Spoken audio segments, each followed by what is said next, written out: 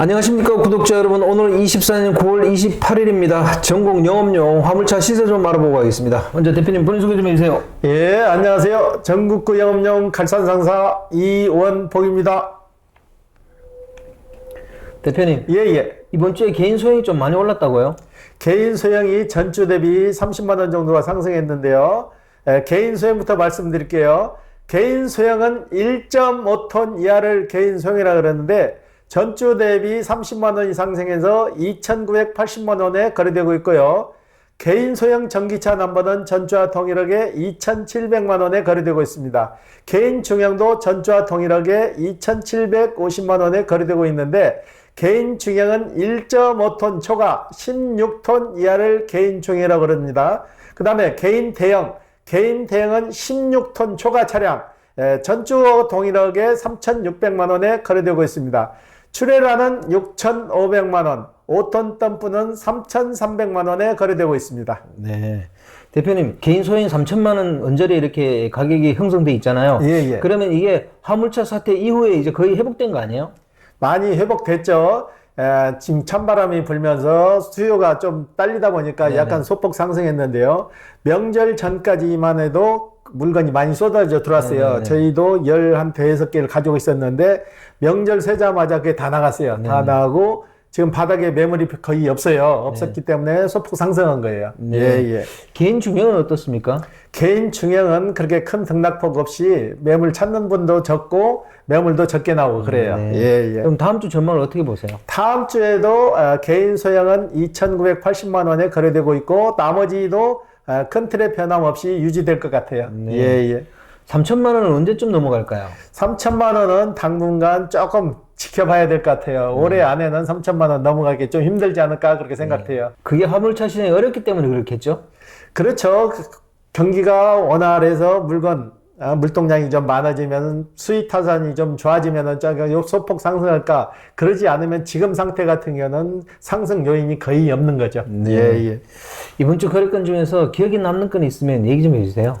예, 서울에 마포에 사시면서 스타리아를 사가신 사장님이 있어요.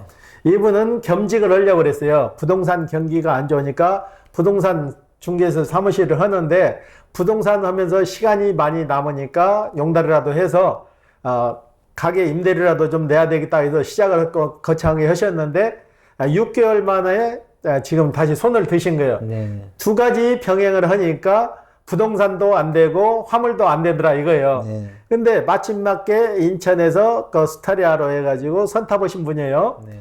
이분은 또 스타리아 그런 차를 찾았어요. 네. 그래가지고 저희가 직거래를 해가지고 서로가 윤이 넣을 수 있는 상하는 선에서 제가 거래를 마무리했는데 월요일날 이분이 이제 서류를 가져오시면은 다 종결이 돼요. 이런 분 같은 경우에는 두 가지 사업을 병행을 한다는 건 굉장히 힘들어요. 한 가지에 올인을 해도 힘든데 두 가지를 다 한꺼번에 다 하려니까 더 힘들어진 거죠. 예.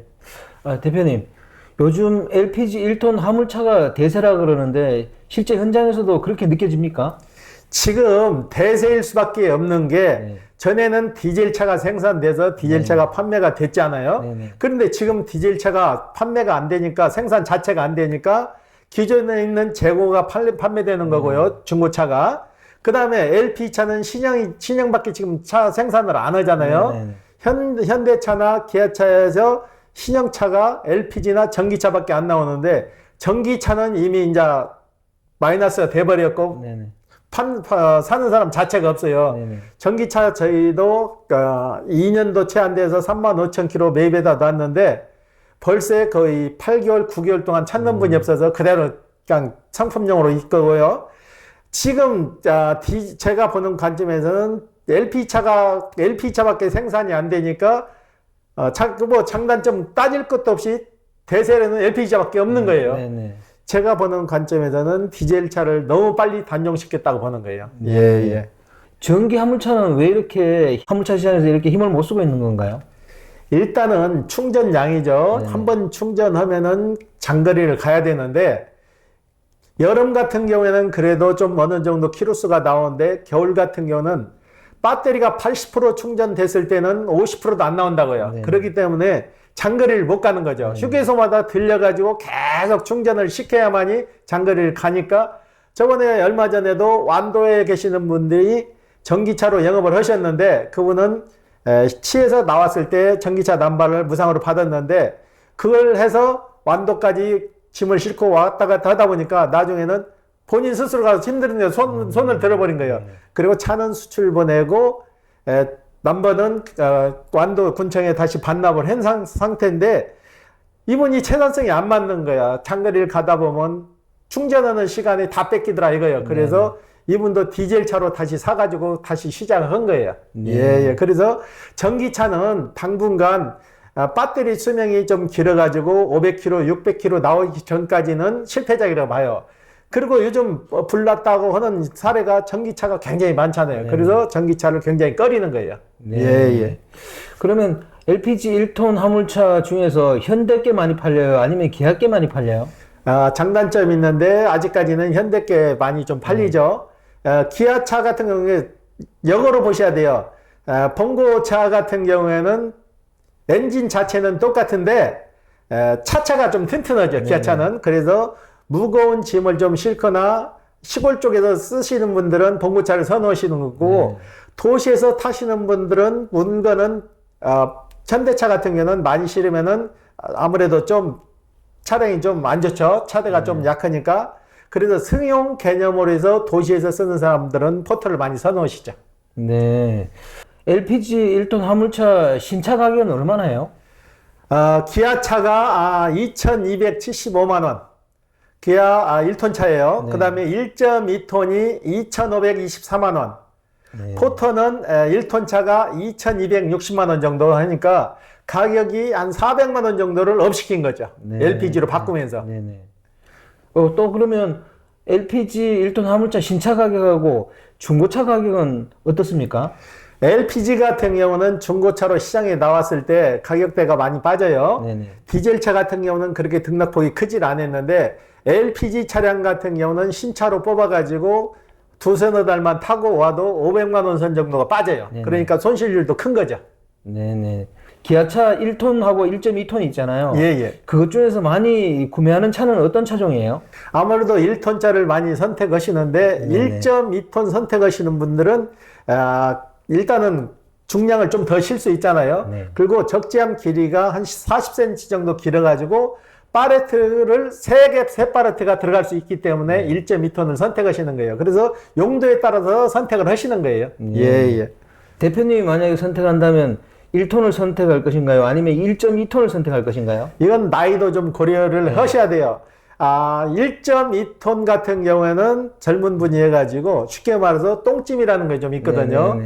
그걸 실 목적으로 해서 운반비가 좀 더 받을 수 있으니까 1.2톤을 선택하시는 거고 1톤 같은 경우에는 딱 정해진 용량만 싣기 때문에 1톤을 찾는 거죠. 그러니까 나이 드신 분은 1톤으로 가는 거고 좀 젊은 층은 1.2톤으로 가시는 거고. 대부분 이런 현대와 기아 중에서 그 현대차를 많이 선택한다 그랬잖아요. 그게 또 현대차를 선택하면 또 장점이 있나요? 일단은 현대차라는 이미지가 오랫동안 각인됐잖아요. 그리고 현대차 같은 경우는 승용 개념으로 굉장히 많이 나왔어요. 엔진 자체는 똑같아요. 현대차나 기아차나. 그런데 틀이 틀린 거죠. 포터는 좀 날려먹게 나왔잖아요. 기아차는 약간 좀 높고 시골 같은 경우 좀 중량짐을 실어도 좀 튼튼하게 보이는 차가 기아차니까 기아차를 선택하시는 거고.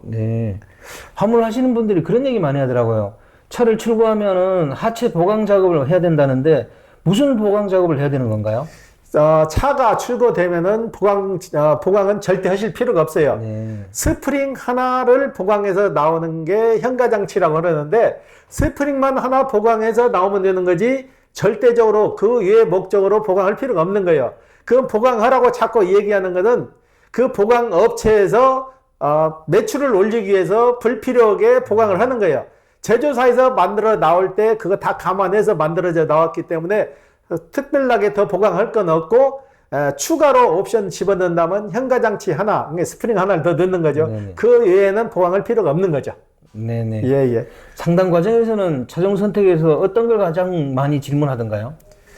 일단은 연비 좀 따지고 그러는데 연비는 뭐 일률적으로 딱 정해져 있잖아요. ALP 차는 몇 킬로 해서 정해져서 요즘 같은 경우에는 가격 가지고도 따지지도 않고 실용성을 가지고 많이 따져요. 옵션 관계나 이 차는 옵션이 옛날에는 화물차를 하실 때 옵션은 거의 따지질 않았는데 요즘은 젊은 층들도 좀 하다 보니까 옵션 관계를 좀 많이 따지세요. 예. 네.